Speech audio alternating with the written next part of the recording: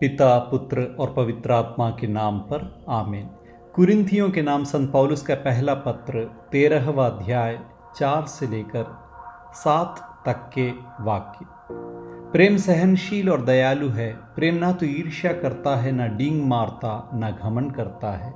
प्रेम अशोभनीय व्यवहार नहीं करता, वह अपना स्वार्थ नहीं खोजता।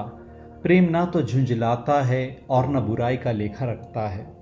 वह दूसरों के पाप से नहीं बल्कि उनके सदाचरण से प्रसन्न होता है।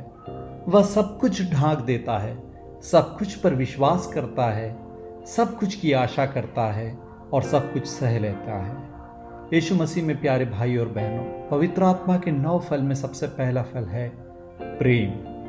ईश्वर स्वयं प्रेम है। ईश्वर प्यार है। इसका अर्थ क्या है? इसका अर्थ यह है कि जब प्यार है तो प्यार करने वाला एक व्यक्ति होना चाहिए और जिसे वो प्यार करता है वो व्यक्ति भी होना चाहिए। तो प्यार कभी भी अकेला नहीं रहता। प्यार कभी भी सिर्फ खुद को नहीं किया जा सकता। प्यार किसी और को किया जाता है, किसी और का प्यार पाया जाता है। तो प्यार करने के लिए 2 व्यक्ति जरूरी हैं और 2 व्यक्ति के आपस का प्यार वह है तीसरा, पवित्र तृत्व।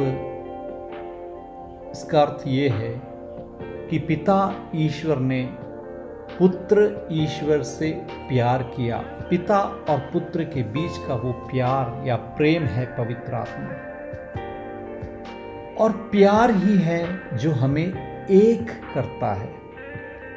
जब हम प्यार करते हैं तो जिस व्यक्ति को हम प्यार करते हैं, चाहते हैं, हम यही कोशिश करते हैं कि उस व्यक्ति का भला हो।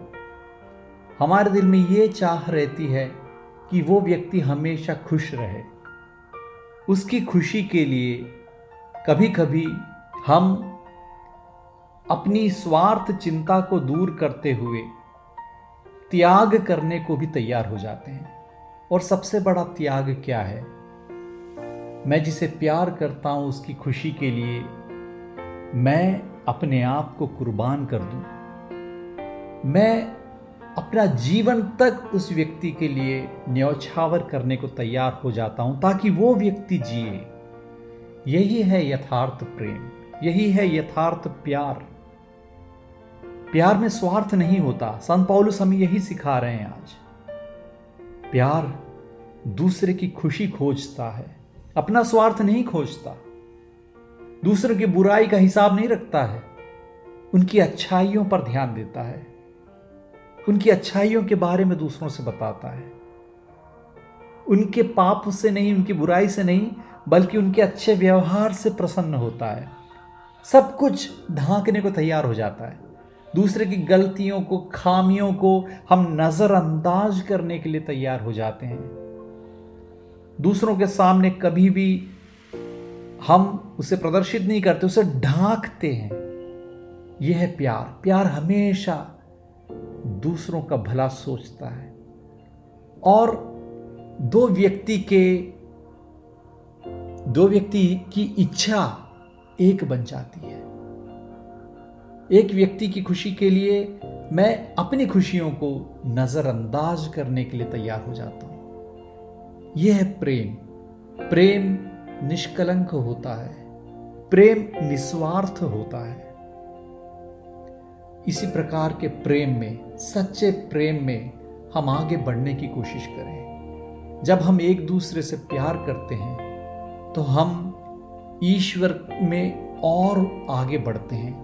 अपने आत्मिक जीवन में हम और आगे बढ़ते हैं। और हम क्यों प्यार कर सकते हैं?